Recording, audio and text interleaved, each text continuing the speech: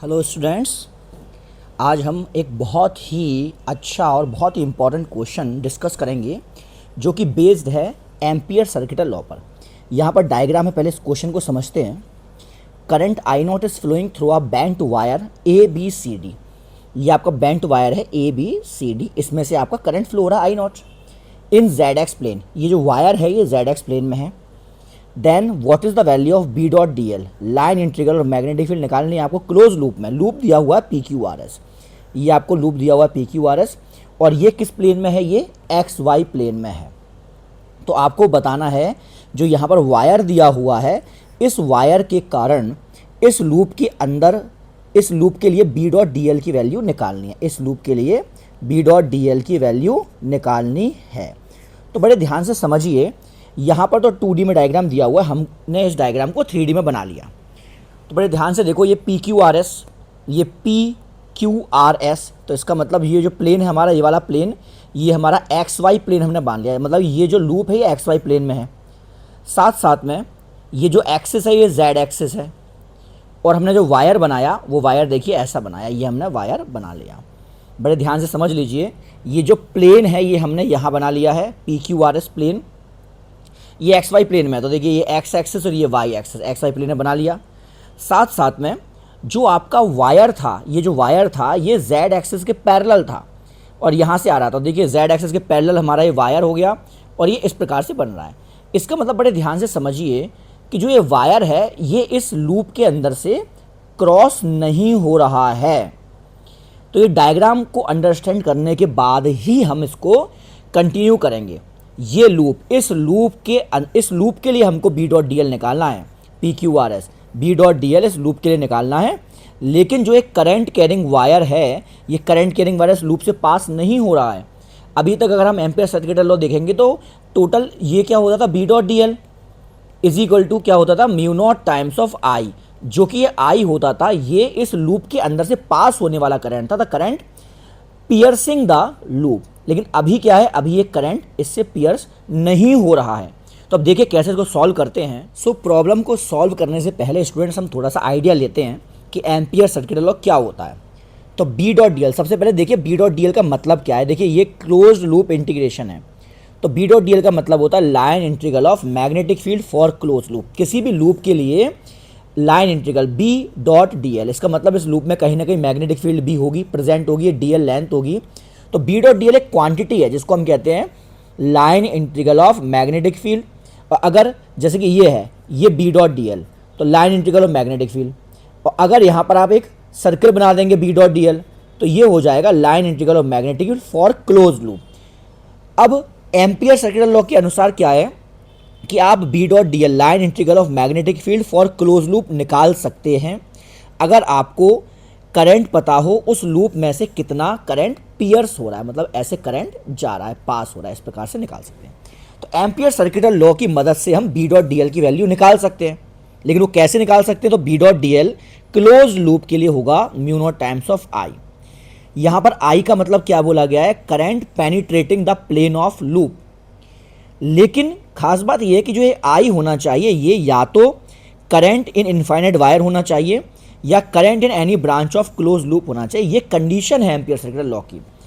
अगर यहाँ से हम एक लूप बनाएं और इसके अंदर से करंट कैरिंग वायर पास हो रहा है मगर ये इनफाइनाइट वायर है, तो उस कंडीशन में इसके लिए बी डॉट डी एल जो आ जाएगा क्लोज लूप के लिए, ये आ जाएगा mu naught times of I, because ये इनफाइनाइट वायर। तो यहाँ से बी डॉट डी एल की वैल्यू आप आसानी से निकाल सकते हैं एम्पियर सर्किटल लॉ की मदद से।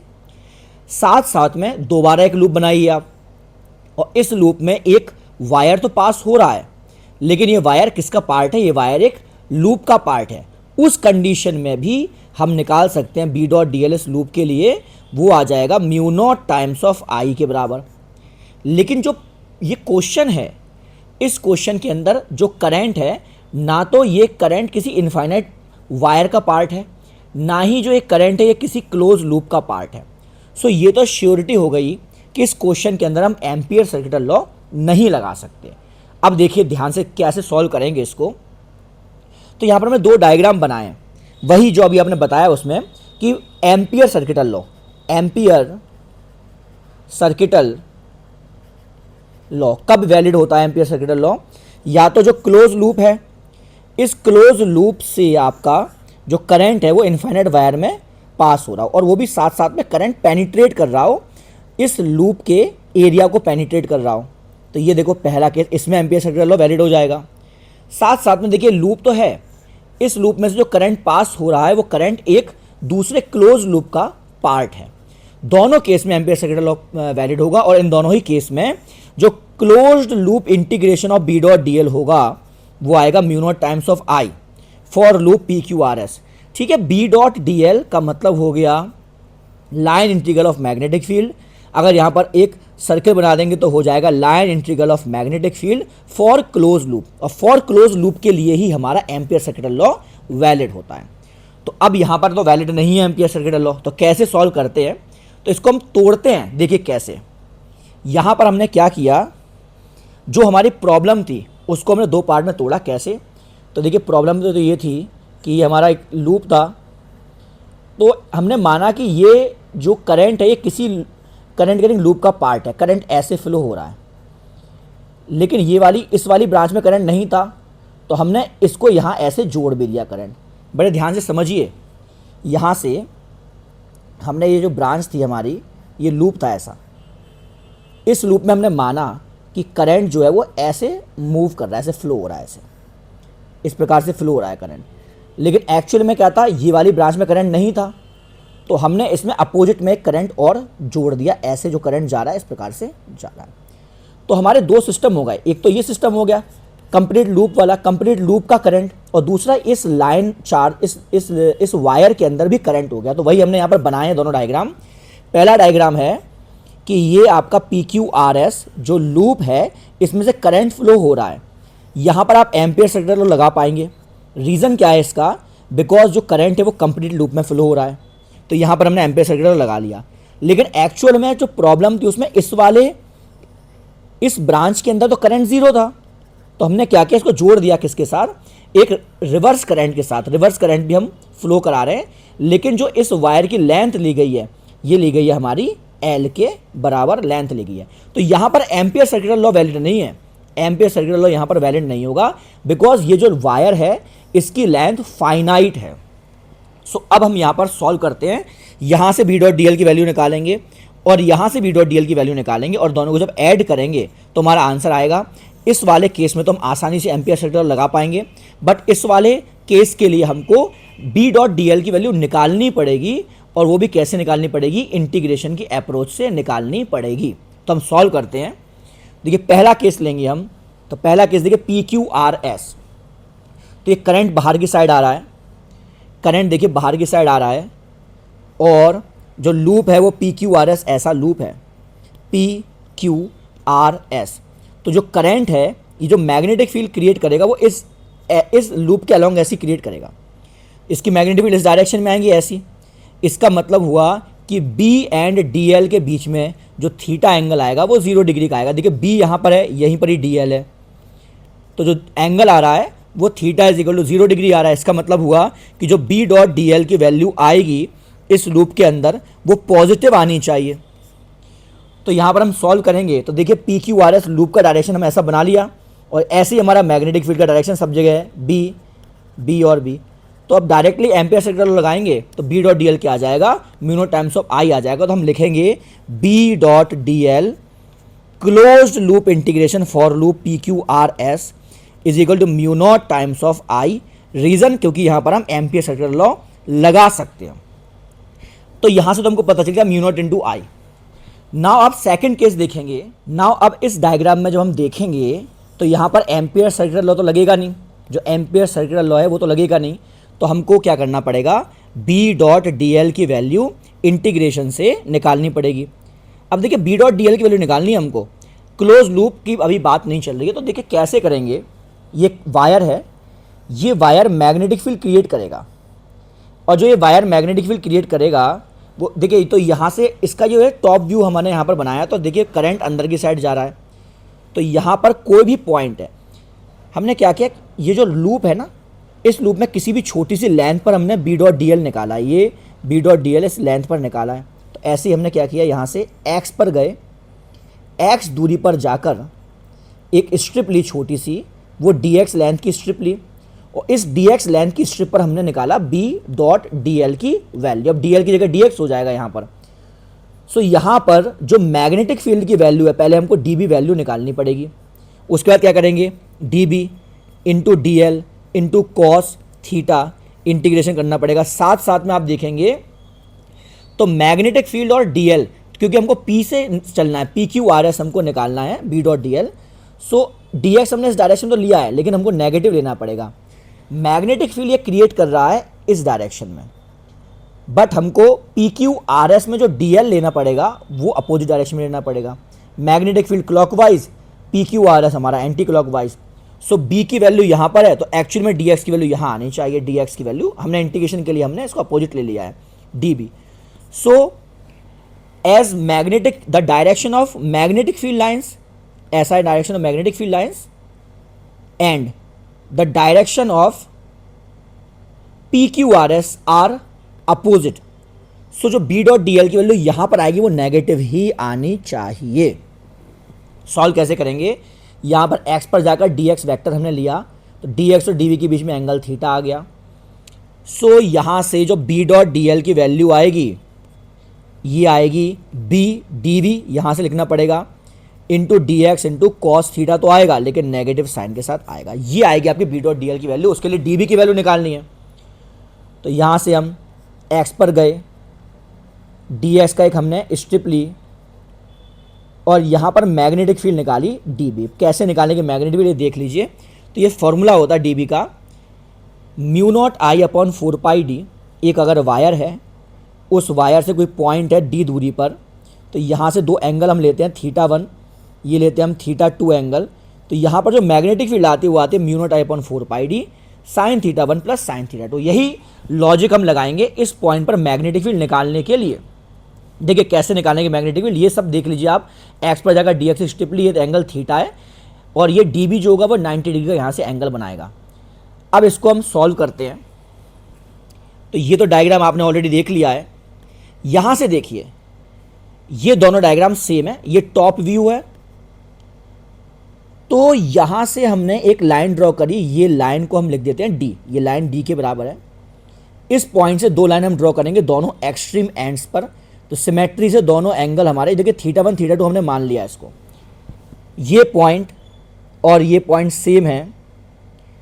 साथ साथ में अगर ये एंगल थीटा और ये एंगल θ1 θ2 अलग अलग हैं दोनों एंगल्स, इस पॉइंट से तो ये लंबाई कितनी आ गई, ये लंबाई हमारी d आ गई है, d के बराबर।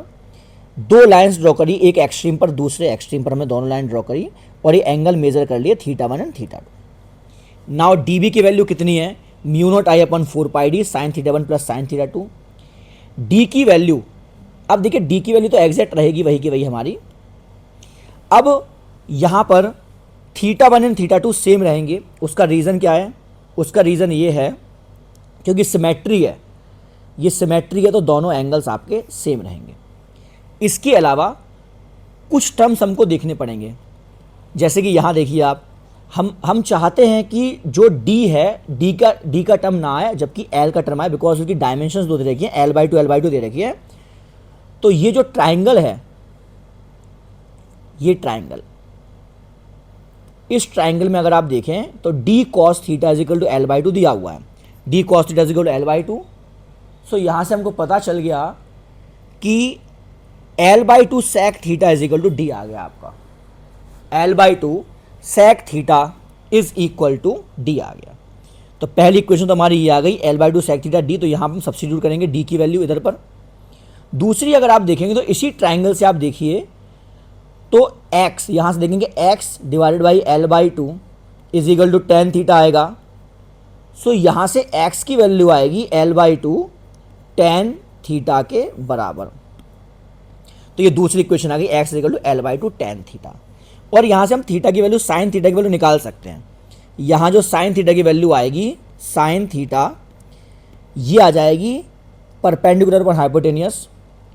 तो परपेंडिकुलर इस ट्राइंगल से अगर आप देखेंगे तो इस ट्राइंगल से परपेंडिकुलर अपन हाइपोटेनियस निकालनी पड़ेगी आपको। तो देखिए ये तो हमारा क्या है, l/2 है, ठीक है, l/2 है।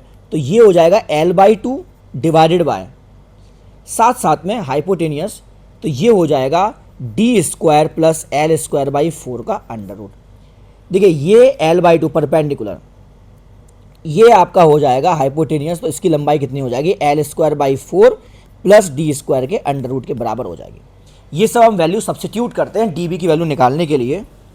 सो यहाँ से देखिए dB की वैल्यू आएगी μ0I/4πd, और d की वैल्यू क्या दे रखी थी, d की वैल्यू दे रखी है L/2 sec थीटा, और साइन थीटा 1 साइन थीटा दोनों बराबर है, तो 2 times of sine theta.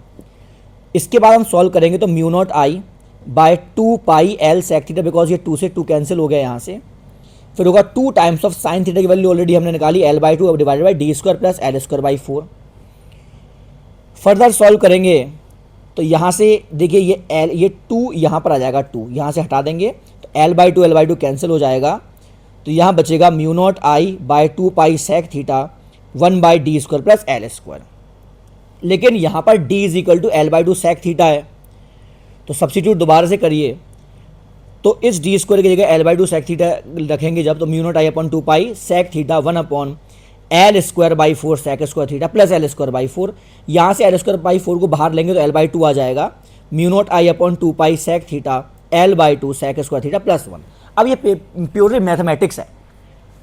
Further इसको सॉल्व करेंगे, देखिए क्या आएगा, dB आ जाएगा μ0I/πL। देखिए यहाँ से 2 से 2 कैंसिल हो जाएगा, तो μ0I/πL sec theta sec² theta plus 1, तो यह आ जाएगा μ0I/πL sec theta sec² theta plus 1। यहाँ पर जब इसको हम इंटीग्रेट करेंगे तो dB, अब देखिए B.dl है, माइनस साइन आपको ऑलरेडी बताया था, बिकॉज ये डायरेक्शन PQRS का ऐसा है और मैग्नेटिक का डायरेक्शन अपोजिट में है, इसलिए माइनस साइन आएगा। तो टोटल B.dl इस पोर्शन के लिए, ये पोर्शन इसके लिए कितना आ जाएगा, μ0I/πL sec थीटा, ये तो dB की वैल्यू आ गई, into dx into cos theta, because dB और dx के बीच में एंगल जो है वो थीटा है, negative sign, because opposite signs में है, ये साइंस इसका है, ये साइंस अपोजिट साइंस है। अब इसको हमको इंटीग्रेट करना पड़ेगा, तो यहाँ से इंटीग्रेशन करने के लिए, बिकॉज हमको dx यहाँ से है, इस dx को हटाना पड़ेगा, d थीटा करंट में लाना है, तो x = L/2 tan थीटा, ये भी आपको बताया था ट्राइंगल से। इस ट्राइंगल से आप देखिएगा तो यहाँ से पता चलेगा x = ये लंबाई L/2 है, तो L/2 tan थीटा डिफरेंशिएट करेंगे, dx = L/2 sec² theta d theta आ जाएगा। सब्सिट्यूट करना पड़ेगा आपको यहाँ पर dx की जगह ये टर्म, तो क्या आएगा देखिए, B.dl की वैल्यू आएगी आपकी -μ0I cos theta πL sec theta L/2 sec² theta d theta. यहाँ से देखिए ये दोनों टर्म sec² थीटा से कैंसिल हो जाएंगे, बचेगा -μ0I/πL, फिर L/2 यहाँ से बचेगा, d theta sec² theta plus 1। इसको हमको इंटीग्रेट करना है, तो इसको कैसे इंटीग्रेट करेंगे, देखिए लिमिट भी लगाएंगे हम, क्योंकि हमने यहाँ से मेज़र किया है x, तो पहले थीटा की वैल्यू 0 है और आखिरी में थीटा की वैल्यू क्या है, π/4 है, बिकॉज ये L/2 है, ये भी L/2 है, तो ये L/2 अगर ये भी L/2, तो ये कितना हो जाएगी, ये वैल्यू हो जाएगी π/4, तो ये π/4। B.dl इसके लिए हम आसानी से निकाल सकते हैं। इसको सॉल्व कैसे करेंगे, तो sec² थीटा को 1/cos² थीटा लिख दीजिए, तो ऊपर भी cos आएगा, नीचे भी cos आ जाएगा। तो देखिए सॉल्व करते हैं, तो यहाँ से देखिए क्या होगा, μ0I/2π, ये 2 से यहाँ पर 2 आ गया है, d theta sec² theta plus 1 का रूट, तो μ0I/2π d थीटा, इसको हमने cos² थीटा में 1/cos² थीटा लिख दिया, तो यहाँ ऊपर तो cos थीटा आ गया, नीचे आ गया 1 + cos² थीटा। अब ये cos थीटा को आप मान लीजिए t, वैसे तो इसको और फर्दर सॉल्व किया है, -μ0I/2π cos थीटा, और cos² थीटा को हमने क्या मान लिया, 1 - sin² थीटा, सो 1 + 1 sin² थीटा, तो आएगा 2 - sin² थीटा। साइन थीटा को t मानेंगे तो डिफरेंशिएट करेंगे, तो cos theta d theta = dt आ जाएगा। सब्सिट्यूट करेंगे इसकी वैल्यू, तो -μ0I/2π cos theta d theta को कितना dt मान लिया, 2 - sin² थीटा, तो 2 - sin थीटा को t है, तो 2 - t²। अब ये इंटीग्रेटिंग फॉर्म आ गई है, इसका इंटीग्रेशन क्या हो जाएगा, रूट में a² - x², और साइन इनवर्स x/a होता है, ये होता है ना, dx/a² - x² का रूट जो आएगा वो आ जाएगा साइन इनवर्स x/a। तो सिमिलरली यहाँ भी हम यही आइडेंटिटी लगाएंगे, सो ये आ जाएगा -μ0I/2π साइन इनवर्स x/a, तो t/√2, बिकॉज ये √2 का स्क्वायर आपको करना पड़ेगा। अब टी की वैल्यू सब्स्टिट्यूट कर दिए, साइन थीटा तो यहाँ आ जाएगा minus mu naught I upon 2 pi sine inverse sine theta by root 2 आ जाएगा। बट यहाँ पर थीटा की लिमिट हमने कहाँ लगाई, 0 से लेकर पाई बाई 4। जैसे हम यहाँ पाई बाई 4 लगाएंगे तो साइन पाई बाई 4 कितना हो जाता है, 1 बाय रूट 2, तो ये आ जाएगा minus mu naught I upon 2 pi sine inverse 1 by 2, तो ये कितना पाई बाई 6 आ गया।